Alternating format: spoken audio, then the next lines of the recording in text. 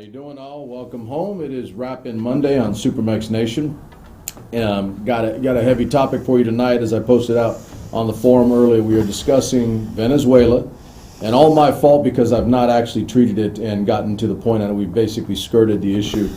To be honest with you, I didn't think it'd be that much of an issue, but it's kind of one of those things that just keeps mushrooming into something other than what it should have been, unelection, contested or not, and now we have a bit of a mess. But we'll get to that in a second. So over the weekend, we won't do the traditional, say, wrap-in. There's plenty, but I mean, in general, for most of you guys, I think it's almost all part and parcel.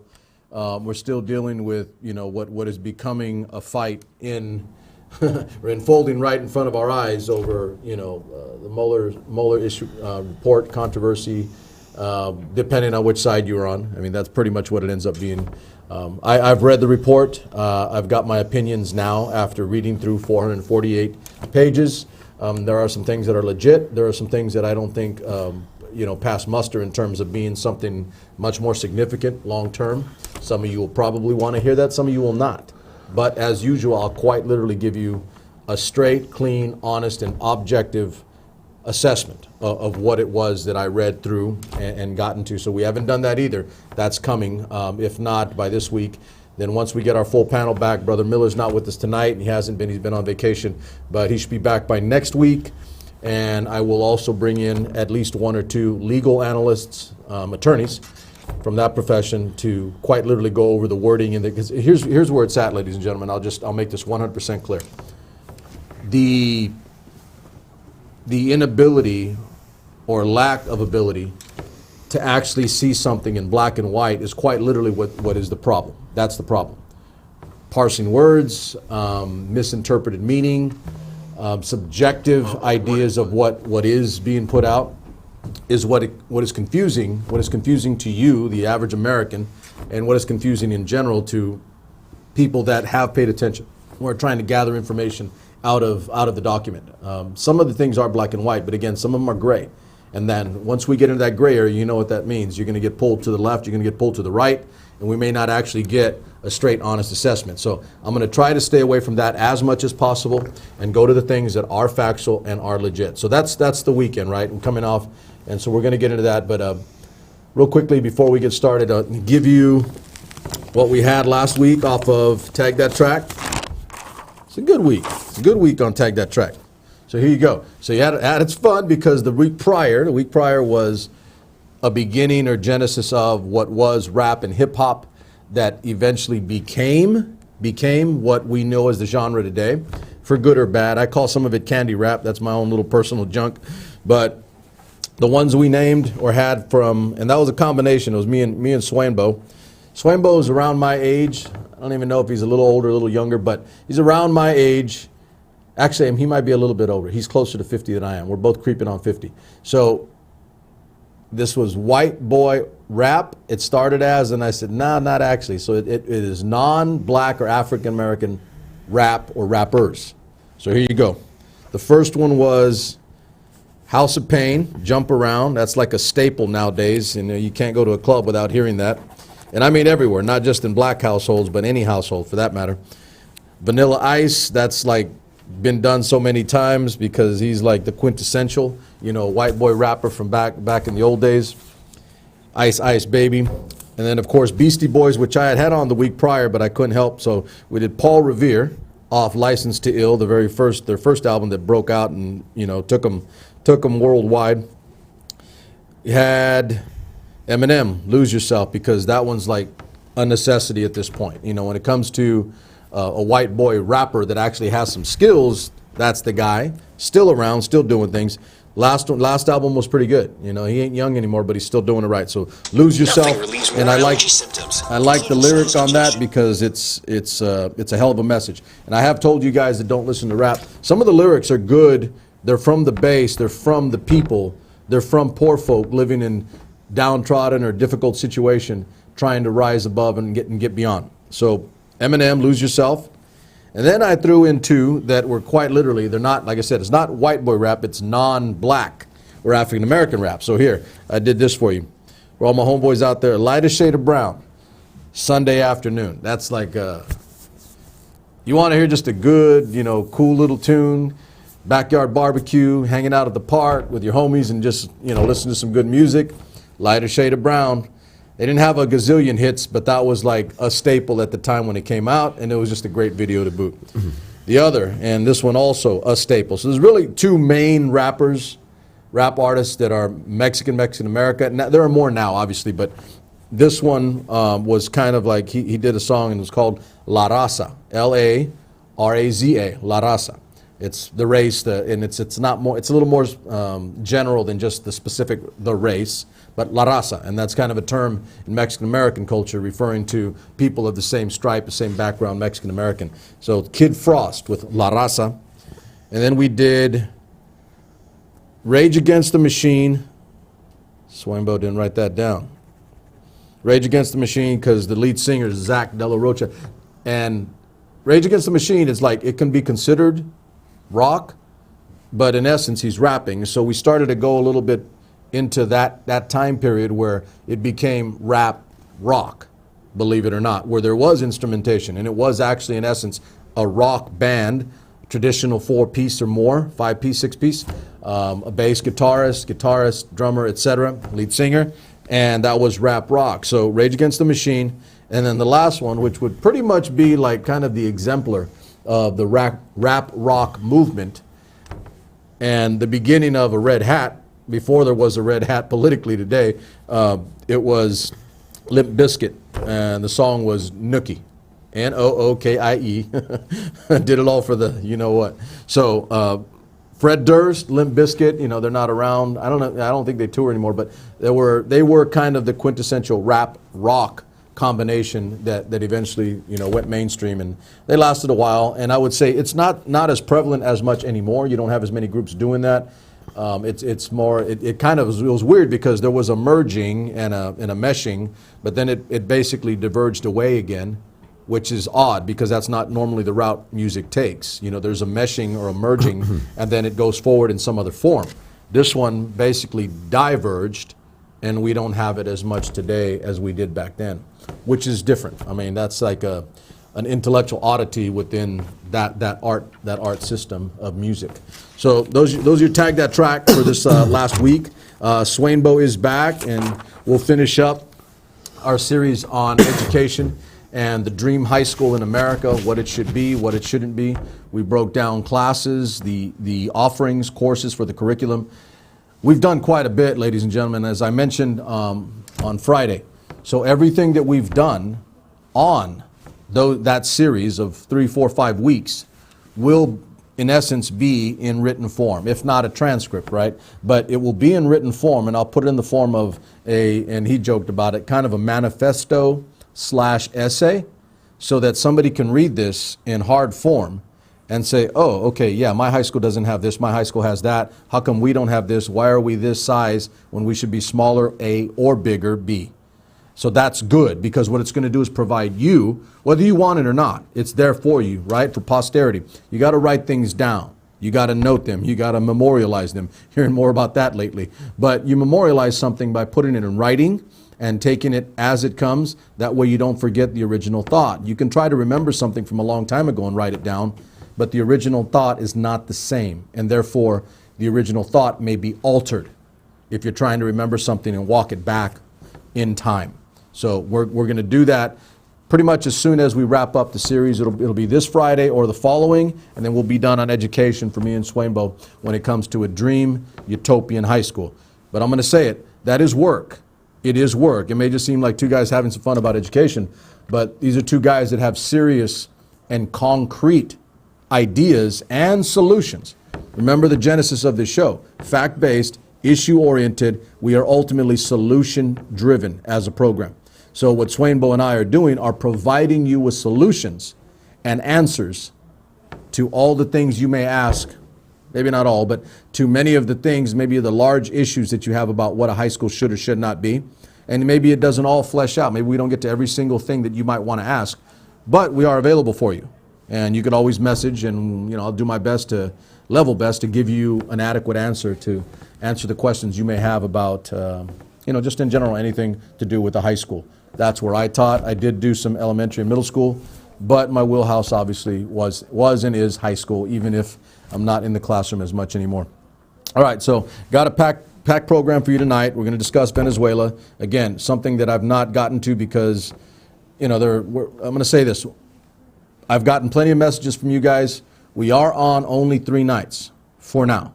We will scale up eventually, and we'll do multiple, maybe even multiple shows that are on one day. But eventually going back to a full set program where we're on a weekly basis, nightly, because there's just a lot to go over and a lot to cover. And I'm finding myself without the ability to adequately treat a lot of the topics of the day. Because I'm going to say this, a 1-hour program isn't adequate enough to cover some of the major issues that we're discussing in today's society. And then when you don't treat them adequately, you get sound bites, and you get one-liners, and you get headers. The problem is that those one-liners, headers, and sound bites are not solving problems and solutions, and we quite literally end up talking about them somewhere down the road. I mean, let's talk about the gun violence situation in places of worship or schools. Definitely haven't solved that problem. Some of you can be cynical and say it's never going to be solved, but damn it, we can make an attempt to try. So last thing before we get started, for those of you guys that are on, excuse me, the SuperMex Nation forum in the group, in the Facebook group, I'm just going to put out to you so we're clear. Monitor this weekend. I don't get to everything. I told you that I actually try to spend some time on the weekend with my family, but I'm noticing that, okay, there's more of you, and that is good. There's more of you engaging in topic and conversation. That is exactly what we want. What I will tell you directly, because this is the point that we're going, and my fault, all me, full disclosure on my end. I'll take the sword on this one, but there will be, and there are, and there will be, because I'm going to post them, there will be rules as to how you engage and how you discuss on the forum. Okay, because there have been more than a few instances where we begin to have, heated exchange, heated debate. And ladies and gentlemen, there's plenty of that all over the place. We're not going to be that. Okay, you state your point, you argue your point, but you keep it light on the individual and heavy on the issue or topic. That's where it goes. You want to be rabid and strong, I absolutely applaud you and defend your right to do so, but make sure that you remember on the other end as an American that you're discussing with. Because I'll say this right now, I saw this before I came, or earlier today, and I didn't get a chance to look at anything over the last 5 or 6 hours. Okay, whether we like it or not, we do have media. Technically, we're kind of media, me and the homeboy Crow here. We're media in a sense. We're trying to deliver good information to you. We're not evil. We're not trying to harm you or do something or lead you down a road that is not good for you. We've said that since day one. Okay, are there media and mediums out there that are not doing good work or shoddy or being biased? Absolutely, absolutely. But I'm going to say this, and I want to make this crystal clear. The minute you start making the media the enemy, that group the enemy, this group the enemy, damn it, then why the hell did I serve this country, and why do others serve when we've got enemies in our backyard, right at home? We don't need any more enemies at home. We need to start working together. We got plenty of enemies in this world that would like nothing more than to grease the United States of America and rub us the hell out. So what you need to do is wake up, grow up, and yes, I'm being a little critical and harsh of you, okay, but you need to wake up and grow up and remind yourself that we live in this country and we have obligation to at least work together, if not provide some measure of civility, some measure of courtesy, some measure of respect for each other. Not everybody's an enemy in this country. And more importantly, you shouldn't make them an enemy in this country. And I know that right now, and this was my last thought on the media thing. They go, the media is the enemy. You know what? Why don't we make politicians that lie the enemy? Because there's plenty of that. Yeah. And right now, it's politicians that are saying the media is the enemy on both sides. So be critical. I did tell you guys to watch that White House Correspondents' Dinner. It was a damn good look at what journalism is supposed to be. So I'm going to say it again for full record. There are some media and mediums that are clearly biased and trying to do it their way, and maybe they're just wrong. By the way, I've got to say that about, okay, we did one too. I'm going to get to that in a second. That could be wrong. Not everybody's 100% perfect, and they're not going to get it right all the damn time. But the minute we start assuming one sector of our population is our enemy, then we're in a load of trouble, ladies and gentlemen. We are in a load of trouble. You do with that what you will on the left or the right. I really don't give a damn at this point. But you need to be cautious and critical in actualizing that kind of information and putting out to the public that we have enemy within our own borders. We have enough damn enemies throughout the damn world. We don't need them within our own damn situation. We don't need them with my neighbor next door. Everybody clear? Outstanding. That's where we go with it. So one thing to clear up, a young gal on air, I posted, I want to say about a week and a half ago about, during the synagogue shooting, that there was another guy who I think he's already been caught, and he was stopped. He was going to, what I was told, and again, I'm not perfect either. I was told, or what I got, and it was a media outlet actually. It wasn't one of the major ones, but it was like a local news station.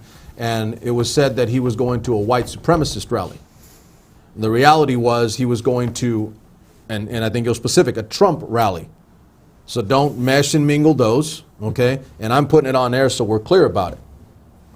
It was not a white supremacist rally, it was a Trump rally. I think it actually feeds my line of logic back then, which was you're going to have people that attack places of worship, you're going to have people that attack Muslims, Jews, being anti-Semitic, and then the reaction is going to be you may have people of Semitic background that attack non-Semitic. You get the point? Because it's going back and forth now, and people are retaliating against each other. That's a problem. So on-air correction, thank you to Katie Diane for pointing that out. We will always make every attempt to be factual, so much so that I will even get back on and say that I was wrong about something. I didn't get the accurate information. It has been corrected. But again, be mindful. We have enough damn enemies on this planet. We don't need to be making more of the ones that we already have. So in the forum tonight or over this next few days, I will post and publish the rules for how we operate within that group. I will say this, we are quite different than a lot of other groups that I'm in, where the language, the division, the argumentation, and the disagreement gets to an ugly place in a hurry. That will not happen in SuperMex Nation, because I will cut it off myself. You're not taking shots at individuals.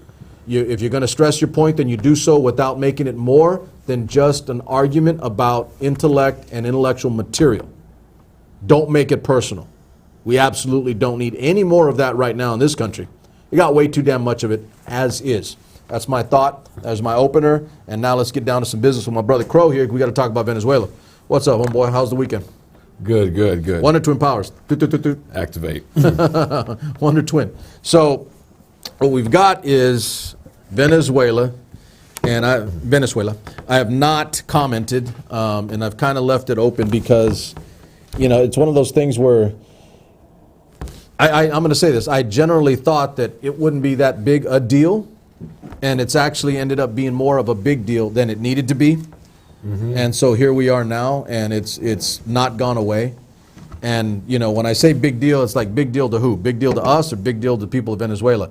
Clearly, it's a big deal to the people of Venezuela because we've seen people already hurt, harmed, killed, etc. That's not good anywhere. And we can say, that's not our business, not our backyard. I get that argument. But I will say, generically, people are Christian right up until it affects them personally, right? But, it does hurt me to see that, that people don't have the ability to walk a street without getting run over or whacked out. That's a problem. So you tell me, what's your take on what we see so far? Well, it's interesting that you brought up the media itself, and by the way, we're both correcting that because I also had said the same thing. And you know where I got it from? I think probably a similar place that Mex did. I got that thing about the white supremacist situation. For me, it was alleged. Local. Yeah, it wasn't like one of the major ones. I saw it on CNN too. Oh, really? So that's where I got it from. And then the correction came from the local LA station. I think it was KTLA. KTLA corrected, yeah. So that lets you know that, when Mex brought up the whole media issue, and it ties definitely into reporting about Venezuela and what our attitudes become as the result of reporting, you could see that by the media at the national level. Fox News said the same thing, that this Islamist radical who was converted from being a regular military man to being a Muslim that's ready to kill was going to a white supremacist rally. That changes the game. If it's a place where guys either, people disregard it. Now, if it had said from the get-go it was really a regular political rally, I would hope that Americans would be like, no. Of all stripes, left, right, whatever, say no. We don't bomb political rallies. Yeah. We just don't do that in America. That's the problem. You know. Yeah, so I'll jump on with you on that because it's like this. There are some norms that we should have that are being stepped all over right now. Absolutely. And those issues are quite literally, reaching into some other areas that are not good, that could be bad.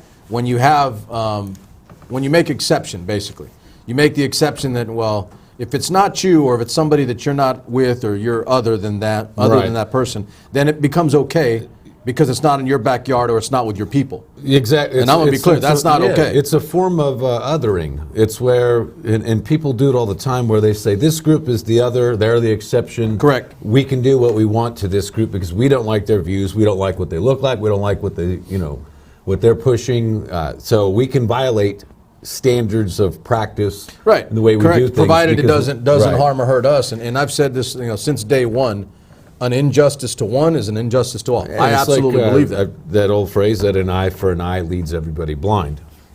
You start attacking this group, they attack back. And before you know it, it's just a full-fledged and that's quite the bad problem. situation. So we did on-air correction. Right, shout out to Katie for bringing that up and addressing it now because I don't like being wrong, and I'm not being hard-headed or arrogant. Well, if anything, this shows don't like that being wrong. SuperMex Nation is a great place because there's honesty here. CNN. I don't know how to do dishonest. CNN still has not corrected that. Fox News still has not corrected it. I checked it before we came over. Well, because it's easy to just here's the thing. Yeah, you say something. You say something, and this isn't just news, by the way. It's a lot of politicians. You just say something, and if it's wrong, you don't correct it if it suits your need, and you move forward because most people in the Netherverse will find a way to move on to something new. So my point is that injustice never gets corrected, that wrong never gets corrected, and then we end up by extension all being wrong. Right. And that's not good. And tying into Venezuela, I was like, okay, let me look at different perspectives before I cast a judgment because, we all have our gut feeling of what we should do on anything based on our own political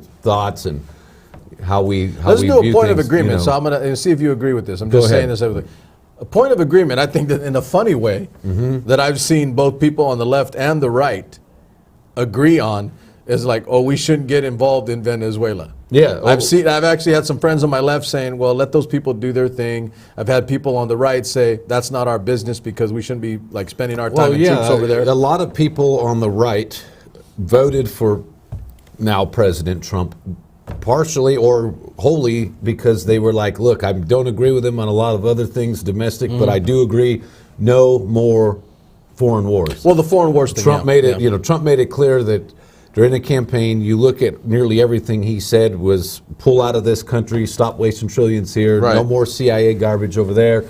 So Trump's base is 50% anti-war, and then you look at the Democrat base, half of Democrat voters, nearly half, voted for Bernie Sanders, who is also anti-war. So there's a convergence where and the funny thing is right-wing and left-wing populist movement. On the right side, because this is something that, and I won't say, we joked about this, right? I'm I'm establishment, or I'm deep state.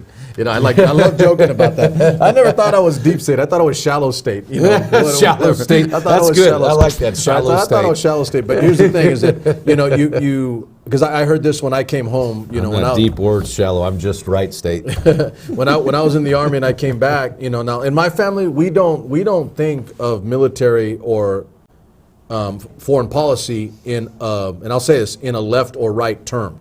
We don't see it that way in our family because just about everybody in our family serves in some way. We just look at it as duty, honor, country, and responsibility. But when I came home, I heard more of my, definitely my friends that were in their 20s when I first got out. And they were all about, I'm not into wars. I'm not into, because we had just got out and I was in during the first Persian Gulf War back then. Yes. And they believe that we shouldn't be sending our boys over there. And I'm going to say this, I laugh because I'm one of those boys. Right. And I said, did anybody ever ask me? Now, I'm not a warmonger in the traditional sense, I want to go fight, right? I want to go fight. But I believe in country, I believe in service, and I believe there are things, whether we like it or not, that our country needs to do. So, and I'm going to run this back for a second, but there are things that we need to do that ultimately are in our interest. and this is kind of why I'm a little conflicted on the Venezuela thing, and maybe that's why I haven't gotten to it, because I wanted something to flesh out so it can be specific, because we have way too much gray area in our political discussion right now. There's so much gray. But I'm viewing this from the perspective of, here's an example. So you're right about, the Trump base that was unique to me, because if you say 50%, I don't know what the number is. I don't think we all do. But let's say arbitrary for the sake of argument that it's 50%. Certainly. Okay. If 50% say that we should be in no foreign wars and that we should not get involved in any other countries, I understand that. I do get that. And the rationale being that if we're spending less money abroad on military, then we're probably pulling more money home and spending more on domestic, which in essence could be, if you're saying, I think I pointed this out, and I said this to you too, that, after the first Persian Gulf War, when we began base closures and shutdowns, then there was more money that was capable of being or used back home.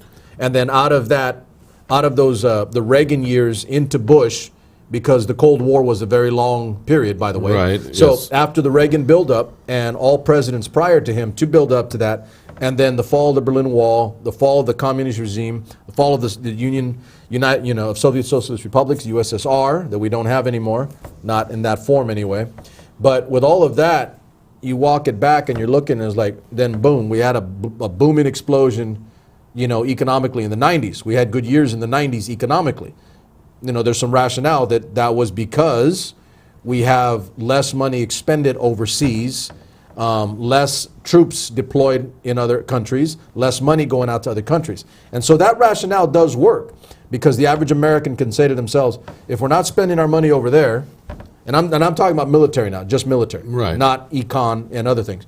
But it does make sense that if we're not expending as much in bases and troops, et cetera, then more of that money can go home, and that can benefit the average person. In the 90s, a good thing, too, was the government still thought about balancing a budget. We had 3 years where they actually balanced it. That ain't even funny. I've always said, and it's always been proven true, I'm not bragging or anything, but I'm sure Mex would agree with this, whenever the Democrats are in power, the Republicans complain about the debt. The debt goes crazy. Whenever the Republicans have the presidency or power, the Democrats do that. And neither of them actually do anything about it.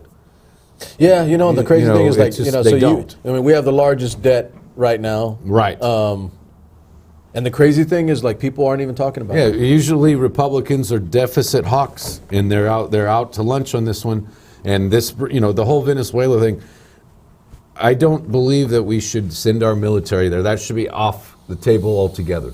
Because not only because it's not the right fit. Well, let's have a hard discussion on this, because I just don't. It would it would be like a square peg for a round hole. Yeah. I'm not disagreeing. I'm not disagreeing. Here's the issue, and this is why it's a problem. Is because, what are we going to do? Put, drop boots on the ground in every country that has a disputed election?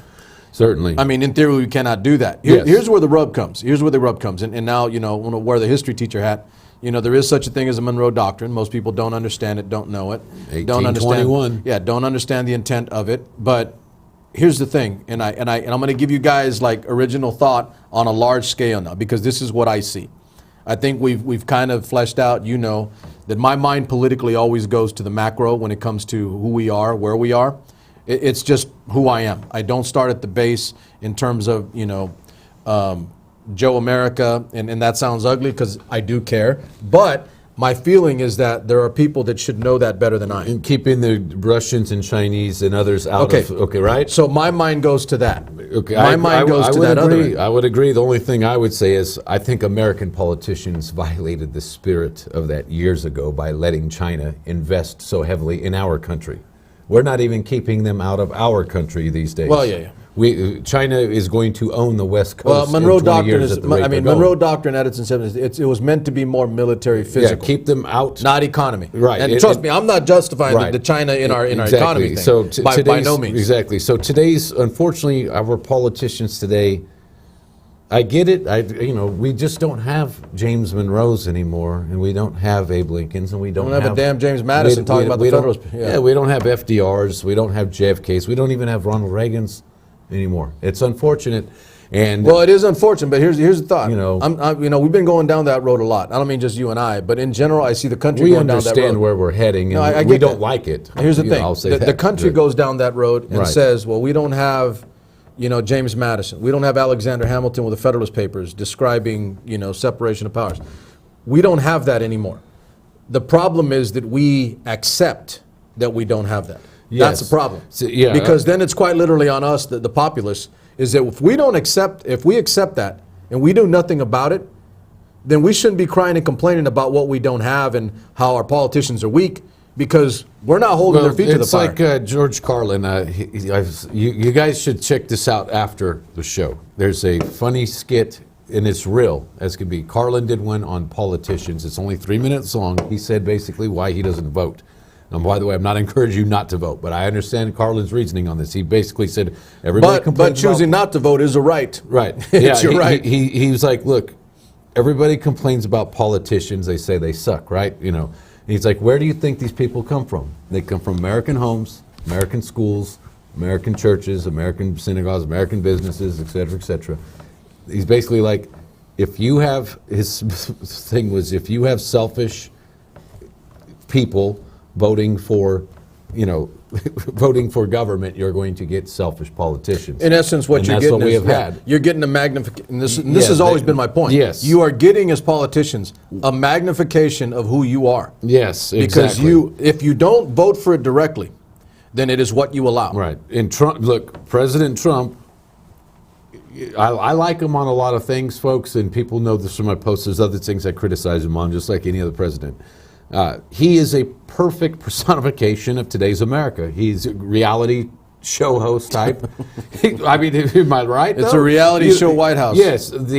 There's like half the cabinet positions aren't even filled right now. They've got interim people covering them, and Trump's like, "You're fired. Get out." It's instability. And now the economy is roaring. Great things are happening. Phenomenal growth, better than anybody anticipated. So the stock market loves Trump, which is good. All the other markets love him too. So, hey, I like him there.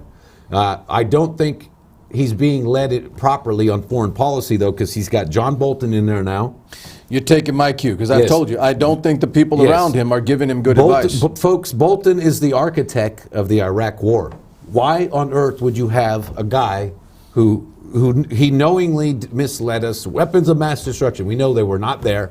That was made up. Even Trump during the campaign said there were no weapons of mass destruction. You look at the March 3rd, I believe it was, debate, March 2016, he hit Jeb Bush with that about your brother took us to war, right. No WMDs, and he even said you guys lied, and he said you knew there were no weapons of mass destruction, yet you sent troops anyways. Right. That's a big indictment, yet Trump has John Bolton, he's got Abrams, and he's got other people in there. These are the same guys that were architects of the Clinton, so let's Bush, flesh this out. Obama strategy. I think we'll both agree that, because I've said it more and more, I'm really concerned, and I'm having some major issue with more than a few of his policies, because I don't think he has people around him that know what the hell they're doing or that have the best interests of this country. Exactly. I really don't. I agree. I don't. So I think we can generally agree on that. And I'm not saying the president's a bad guy. No, but he can easily be misled. A lot of them clearly. The government My is issue huge. He's got enough issues of his own to Right. deal with. You don't need people around you that are not going to give you sound advice that you're going to abide by. So I think here's the rub that we really have, and let's flesh this out like in black and white for our listener and our viewer. Okay, so what we do have for sure is that if I would say that the majority of America, and this is kind of a crazy confluence, what we have is a majority of America, because you have a far left and a far right group that, at least on the surface for this particular issue of Venezuela, agree that we should not be, definitely not troops. Yes. I think we would agree with that. I mean, if not, maybe because I'm a little hard, I was like, it always depends. I always have the option look, I don't take anything off the table either. If I was in government, I would say, look, there is. Okay, it is, but what I'm saying is most Americans don't want that option. Right, and I just don't see that it would work either. We're talking macro, again, under current circumstances. Now, but if we look at the micro on this. So for just this one, go ahead. No question that I think we're safe to say that the majority of Americans on the surface would say we don't need to be, definitely not sending troops, Right. definitely not getting super involved, and that means a lot of different things, but not getting involved with Venezuela. My friends that are a little further left, more Democrat, more green and other, they're more likely to say, and some of them have told me that that's not our business. Let their people decide what their role is going forward in terms of their government. And generally, I mean, listen, it's freedom, right? It's freedom. Well, yeah, which is I what look is at it what like, our country's supposed to be about. I look at it like with our base, okay, our foundation, our forefathers had to fight for their freedom. However, France supplied the money and the guns for our And the revolution. ships. Right. So that's a good model for what to do, in my opinion. It worked for us. We're 200 years later. We're still around. And a lot other nations. What do you mean by model? What are you talking about? For what should be done with other countries, what we could do. So take Venezuela. Let's just assume every negative thing. You know, I'm looking at news articles, and I've heard left and right say, look, you know, the election's illegitimate, blah, blah, blah. Well, let's just assume everything negative they say about Venezuela and the current Maduro government is true. I'll just say, submit it. Go ahead. Say it's not true. Or it is true, sorry. We should be, at most, supplying weaponry or whatever know-how. Oh, you want to arm them? Let them take their country. Okay. And look, if you have an organic kind of revolution. Well, I'm not disagreeing. I'm trying to internalize something like that. And not contrived by the CIA either, because we've seen the CIA's interventions in Latin America over the years. I studied them today just to get brushed up on them. I used to study them in college and whatnot. We have 100+ years of the CIA sending in, special forces guys and Marines and whatnot for week-long things, coups and whatnot. And it was always for, XYZ Corporation. They want their bananas for dirt cheap so they can bring them here and sell them. Yeah. They want their gas and oil, whatever, for dirt cheap so they can sell it here and make money. America's market, is big. And South America has always been a great place to, rob their economies blind. Right. So that our economy can thrive. And I understand the power dynamics there. And I'm not one of these, I'm not some, far leftist that's like, no, we never should do any of this ever. I understand that. Do far leftists talk like that? Some do. I'm far left. I don't talk like that. you want, well, yeah, I join them too on certain protests. I'm with the far left on this one. Heck no, we don't go. So I think that we're in agreement there. I think like maybe the majority, but I don't know. I have to stop it. Like here's why. Although I wouldn't do it yet. I still have to assess it. You know what I'm saying, brother? My thing is this. It's always been been guns. I want to know who I'm for giving me. the guns to. It's always been about you either do or you don't, because invariably what ends up happening is if you kind of half-step in something militarily, it's not a good recipe. And any decent commander worth their salt, right down to a sergeant in the trenches, will tell you we either in or not. Right. That's simple. And we talked about this a month ago, Afghanistan or Yemen, or there's a whole host of countries that are in a graveyard of pain and suffering because we didn't do it right. Not us, but our government. Right. You and I didn't get to vote on these things. Right. So, Yemen, millions of people dead. Children. Remember we talked about the young children dead. We did. Dying. It's horrific. Okay. Syria. Incidentally, sidebar. The president vetoed the resolution to stop sending money to Saudi Arabia so we can have those kids that are dead. Trump is a super neocon now, okay? And I know his... And I don't get that. So let's bring that back to center, because it is like it's Venezuela. This is what I was going to say. Yes. So I got asked a legitimate question today by a SuperMex Nation member. Didn't put it out on the forum because she didn't want to be attacked. She said I don't want to seem like I'm too far left, too far right. And I was like, okay, that's a good start. What is it? She was basically saying that, like, what she's seeing is that in one location, Venezuela, it's okay or not okay, and then in another location, it's the exact opposite. Meaning the foreign policy is not consistent, and it's not clear to people that we're treating all of these countries the same. So, for instance, if Trump's policy and his base elected him because we weren't going to involve ourselves in all these foreign attachments and quagmires, then why are we doing that in different places, like Saudi Arabia? You see my point? Yes. We're sending money to Saudi Arabia. We may be sending them our nuclear secrets. we're getting involved. Isn't that a great idea? Nuclearize Wahhabis with nukes, buddy. So them, and other countries. 20 years from now, when LA them and other countries blown up, we're not. The Nice. point is that, and she's an average American. She doesn't have a bone to pick one way or the other. Right. She's not so concerned with the left or right thing. She's just concerned that if that's the intent, and here's what I'm going to say, it's always the same. If you tell me that we're not going to involve ourselves in any foreign wars or any attachments, then you need to do that across the board and not cherry pick just the ones you like, because that's what we have right now. It hasn't been consistent. It hasn't been stable. It's basically being like, okay, we're going to be okay to do that here, and then we'll go on air and justify it and not okay in another location. One of the best comparisons I've heard for this, I forgot who told me, but it's been a minute. They, on Training Day with Denzel Washington's character, where he goes around, he robs the one house. The whole day he's trying to rob money to, right. He jacks that dope dealer. He's like, look, America has turned into Denzel Washington's character from Training Day. We're going around jacking and robbing other countries because we can, and we're in debt, massive, billions, trillions of dollars at different levels, and so we're sort of at that phase where we're just robbing and stealing in a drunken state. Yeah, we're robbing in a drunken state. Oh, Beastie Boys. Hey, I love that jam, man. I love that whole album. That album was. But I think you get the point, ever. though, right? And I want our audience to get the point that we are not applying the foreign policy that. And I won't say we, because it's not us as listen, people. I'll be on air and clear. I'll be on air and clear. I said early on, before the election was done, that Trump doesn't have a foreign policy strategy. He has a slogan. He's going to wing it too. It's real simple. He has a slogan: America first. I get that. What country doesn't want to be first within their own people? If he would have kept to that, it would have been a good one. But he didn't. Every country, no country stands up and says, "Okay, so you first." No, if you're Canada, if you're Canada, he's like America first. No, I mean it's really. I'm going to say I don't say it's violent, but it's dumb. Okay. I'm not saying the slogan because the intent of it is you're going to take care of your people. If truth in advertising laws applied to politicians, then all you're doing is feeding them arguments. He would have said Saudi Arabia, Israel, China, and about 4 other countries first, and then America. Don't do that. Don't do that. So that's the problem. I think that we at the beginning of the hour I said that's the gray area that we have here.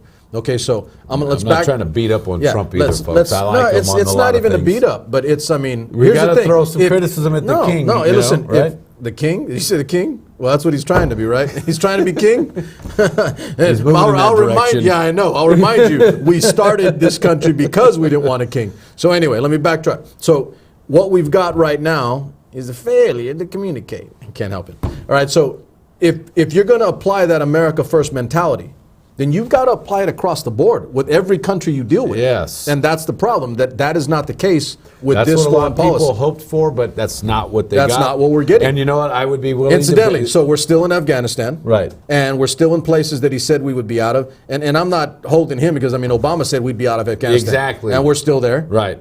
So the point being is that foreign policy, ladies and gentlemen, is not an easy critter. The average American does not get foreign policy, understand foreign policy. Right. What they get is what's close to home. With any military intervention as well, and he would know this firsthand, there's a lot of moving parts.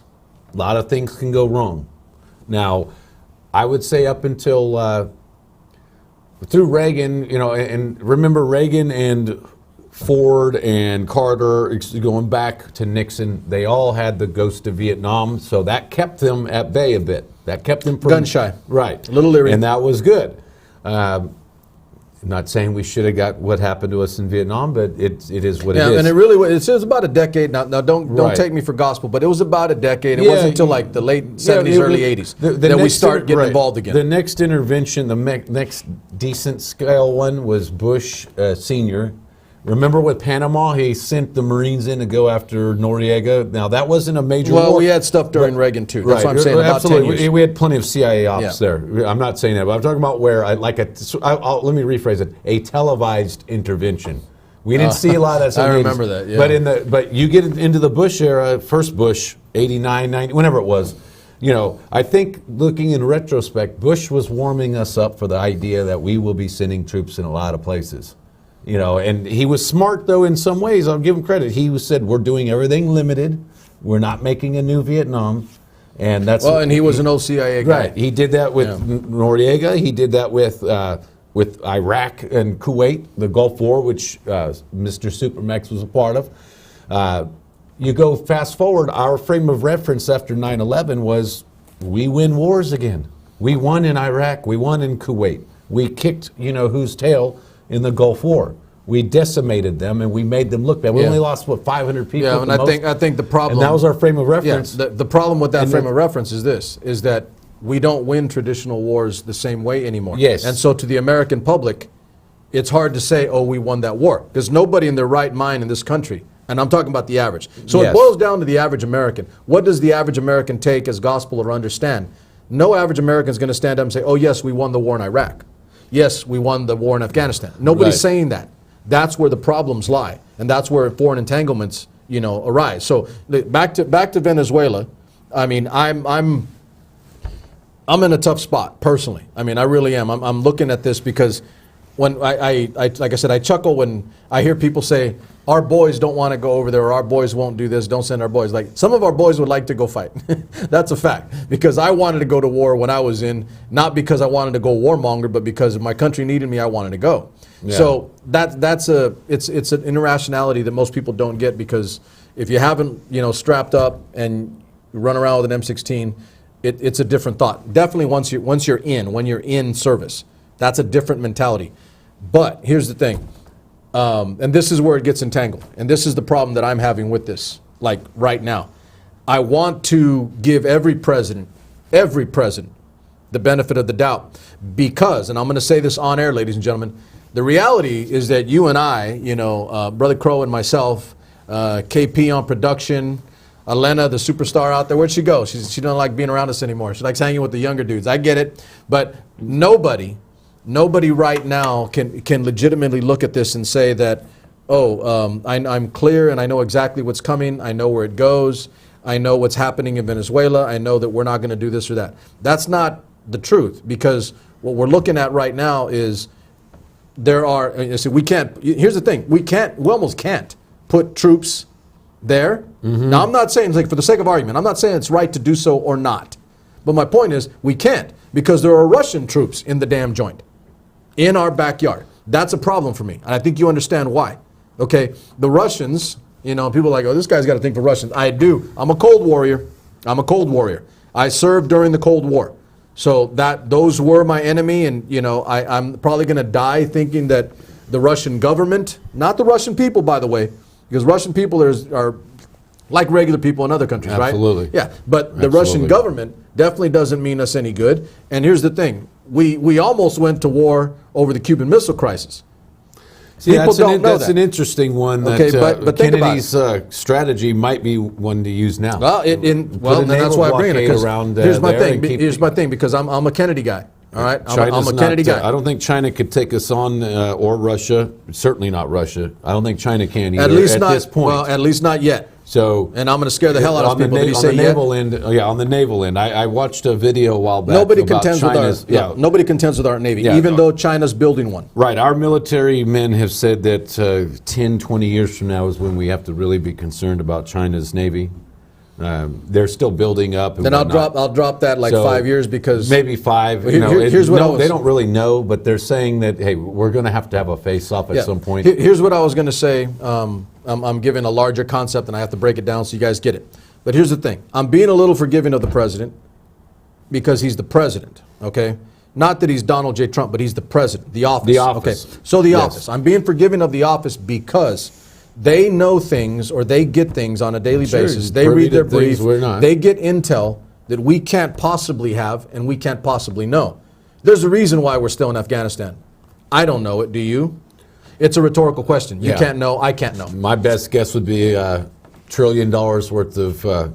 Forgot the mineral that's there, but it goes to all of our cell phones. Yeah. So here's the thing. So and again, like I said, a rhetorical question, right? I'm asking you because I know the answer. The answer is simple. We don't know. The American people don't know. Yeah. So we're still in Afghanistan, even though the president said he would pull us out of everything. We would not be in anything. Right. That's not the case. So you can't say, and I'm going to say this, you can't say, "Oh, he lied about that."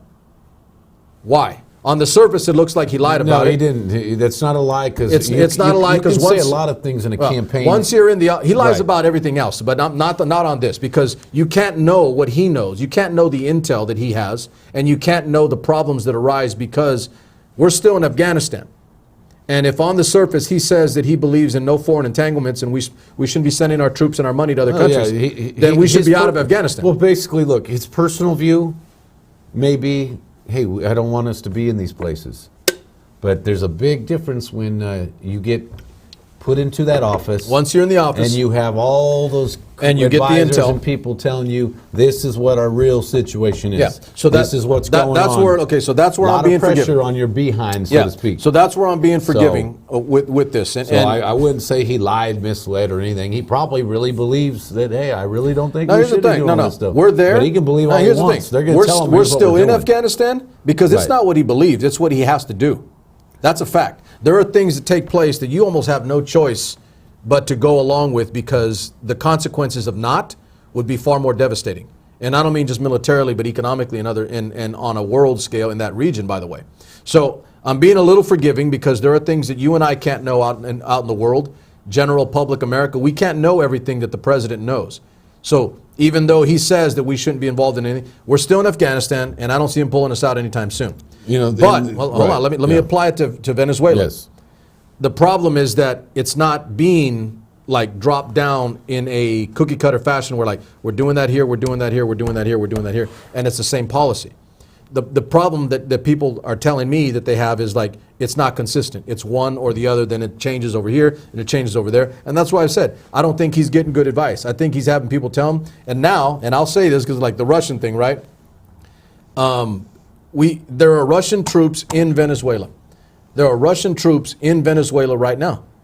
I mean, who in the hell here, other than me, maybe nobody, but who in the hell here other than me would be okay with sending troops to Russia? By the way, to Russian troops. Israel has Nobody sent wants to do 400 that. plus Mossad agents. They sent them about 3 weeks ago to Venezuela. Well, that's good for them. But I'm talking. Let's stay on point. The point being is that Venezuela must have some real strategy, as Bush would say, because why would Russia, China, us, Israel, top 5 countries basically, probably the UK too, I don't know about that one. Why would we send our intel people there? Venezuela's sitting on a pot of gold. Look, it's a very important. It is oil, and it's significant. I would imagine so. It's a very important and significant Latin America, South American in specific country, and we have interest there. But I'm going to say it again. There are Russian troops in Venezuela right now. And that's why I started the show with the Monroe Doctrine. What is that anymore? There is no Monroe Doctrine. We have people, and I'm going to give you guys the macro for this. Watch this. On a macro scale, and pay attention because this is really, really important. On a macro scale, Putin gobbled up the Crimea. Putin has entanglements, as we see them anyway, No, we have entanglements. all over the damn planet. Sure. And now he's got them in our backyard, just to our south. And yes, it is our backyard. It's the Monroe Doctrine. And we are literally quite, I mean, what I see on a macro scale, and not everybody's going to get this, but I'm going to say it loud because it's on air and it's for the record. On a macro scale, we are, in essence, receding, pulling back, becoming more insular. And what's happening is Putin is gobbling up more and more resource on this planet. No, you know what though? I'll say this. That's a fact. Remember with the Cuban Missile Crisis, it didn't get reported, but we know now. We found out a few years ago that. Can you imagine back then? People would be crying fake news. Probably. Kennedy made that deal where we pull nukes out of Turkey. Remember? That was the side deal. That was the backdoor deal. We could. I'm pretty sure that if we told Putin, okay, look. We will pull our nukes and our people, our NATO people, out of the Ukraine, or out of Belarusia and all the other former Soviet republics that we decided to put our garbage into. And I'm going to say it like that because back in the day with Putin and Yeltsin, Bush Senior I'm and going to hold Clinton. you.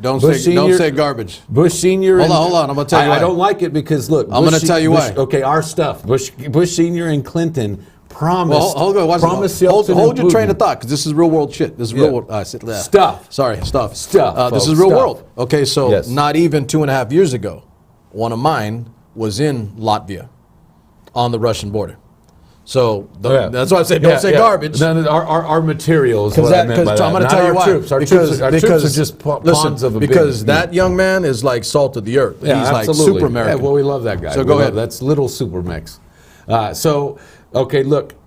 Yeltsin and Putin were promised by Bush Sr., Clinton, etc., that we would not put nukes and other NATO stuff inside their former republics on the agreement that if we didn't do that, they would not try to retake those republics.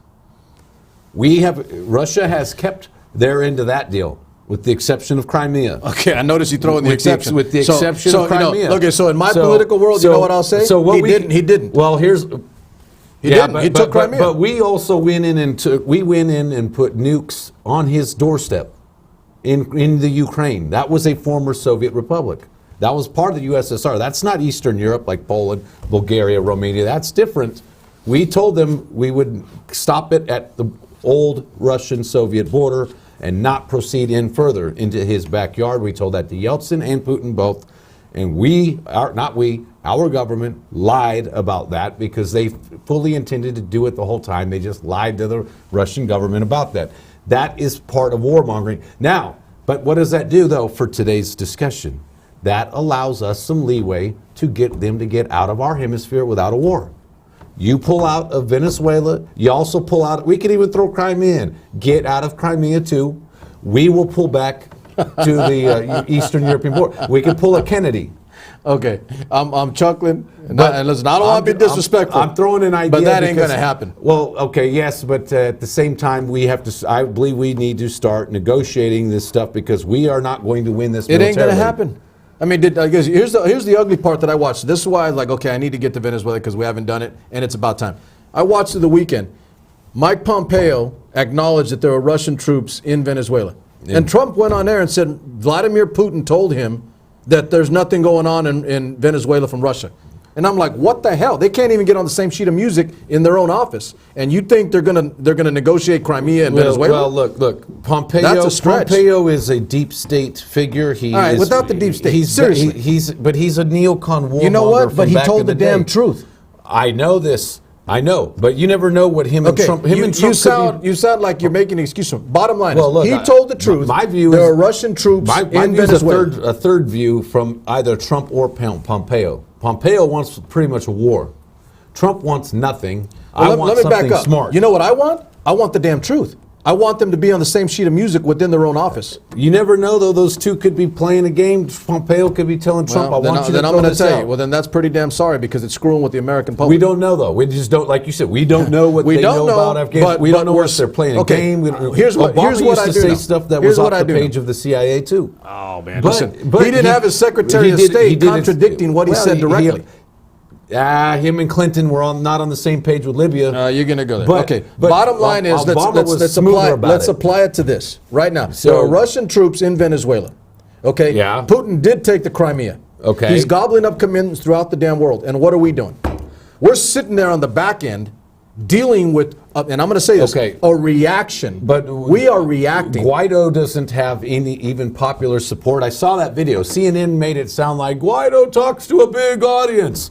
I saw the cell phone cameras from people there. There was 50 people at his little, I'm retaking the government garbage. It's what it is. It's propaganda. CNN and Fox News both portray this as, look at this popular support.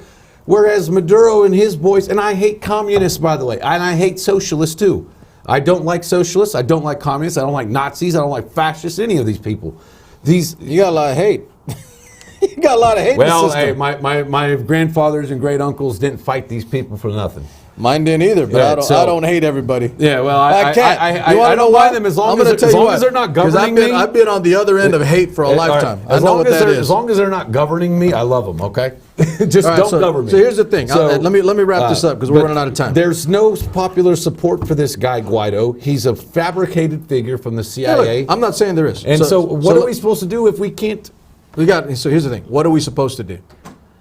Look, I don't got $1 million answer. What I do know is, like, in general, people don't want us involved in there. What I'm saying that, people need to start taking a hard look at ourselves because what's going on right now, and I'm going to say it, And I'm gonna be able to, 10 years from now, 20 years from now, and God willing, if I last longer than that, I'll be able to go back to this show and say, I warned people that Putin, not the Russian people, but Putin is gobbling up the planet right now. And we're reacting to what Putin is doing. We're gobbling it up too. Jeff, you're making excuses. Just different areas. You're making excuses. Oh, I'm not. Not in Venezuela. Why we stop not in the Crimea. I don't. We'll have to talk about this another time. But we will. I don't see how we stop them though. Okay, there you go. Again, we don't have. I'm going to tell you what. We don't have. We don't have the damn will anymore. Thank you. We don't have the will. We have a lot of our country supports him and supports the socialist government in Venezuela. Well, the president. I'm going to say it. You know what? That's not my job. That's the president's job. He better get a damn policy to get this mess squared away. And I don't care if you're left or right and you don't like what I say or you like what I say. That's a fact. No, that's why we pay. I agree that it needs to be solved, brother. That's why. That's why we elect people. We elect them to solve the big problems. We elect them to keep us number one on the planet. And it isn't. I'm going to say this, and some of you guys may not like this, but it isn't by disappearing all over the planet and coming back and hiding in the United States, maybe behind a wall, and just saying, oh, the world's going to be great, we're just going to hide out here. Because that's not how we got to be number one in the world, by the way. In many ways, you know what, I'll say this, Trump inherited a bad, terrible foreign policy situation from Bush and Obama that was very reminiscent of what Obama inherited with the economy from Bush and Clinton. He got a bad economy that he had to deal with for 8 years, Obama did. Trump inherited a bad economy, or excuse me, bad foreign policy situation from them, those two, maybe even those three. And just like Obama said, hey, you know, hope and change, a nice little slogan, that he was going to fix this, and he didn't. Trump said, America first, as in, and he said he was going to fix it. I'm going to fix it. And he's not fixed it. And he can't fix it. I don't think he's he not can. fixed it. I don't think he can do that. That's kind of my point to you, and that's why I'm getting a little heated here. But see, we always come back to a point of agreement. I want a damn answer. I want a damn response, because I'm not the president of the United States. But you know what? If I were, you would. I'm going to say this on air. I definitely wouldn't have a damn Secretary of State disagreeing with me on air, and I wouldn't have a Secretary of State pushing a counter agenda to what I believe. I would stand up and say, this is what I believe. This is not going to happen. Mr. Putin, get your mess out of my damn hemisphere. That's where I'm at. See, and I like that, and you know, we can agree to. You get the hell out of my hemisphere, or you know what I'll do? I'm gonna go a step further. Watch this. I think Kennedy's a good example. Here's my last thought for that tonight. All right, this is where I'm at. Mr. Putin, you get the hell out of my hemisphere, or I'm gonna go and I'm gonna take the Crimea. SuperMex for president. I'm gonna take the Crimea. That's what I'm gonna do. It's our first Latino president right here. Yeah, I'm getting a little angry, a little agitated, because all I hear is excuses and I don't see solutions and answers. Then what ends up happening is Joe America, Jane America wonders why we don't have a set, clear policy. You know we're in trouble when you have people on the far left and far right agreeing on things that we shouldn't be doing. I don't know if that's a problem or not. You guys get the point. All right, that's our show for this evening. Venezuela's clearly not done, ladies and gentlemen. I think that's obvious. You know where I'm at. I want an answer. I want a solution. More importantly, and I will say this, some of you guys are not old enough. For those of you that are younger, there was a time in this country when we did not get stepped on and we did not accept our major enemy in our backyard. In our backyard, look up the Monroe Doctrine, because clearly we haven't done enough history to know our own history of what is acceptable and not acceptable as an American people and as an American government. Our foreign policy, and I think I will say this, there is no strategy. It's a slogan. We need some damn strategy right now, because all I see on a macro scale, now watch this, on a macro scale, is we're getting gobbled up all over the place and we're pulling back, while other countries, Russia, China, and now damn even Saudi Arabia, go figure that, are starting to express and flex their muscles all over the place. We may not pay for it right now, ladies and gentlemen, but we damn sure will pay for it in the future. Or maybe some of you are thinking, well, I'm not going to pay for it, but my kids, his daughter, others will be paying for the mistakes we make right now in the future. You have it on record here for posterity. SuperMex Nation is out. I'll see you guys on Wednesday.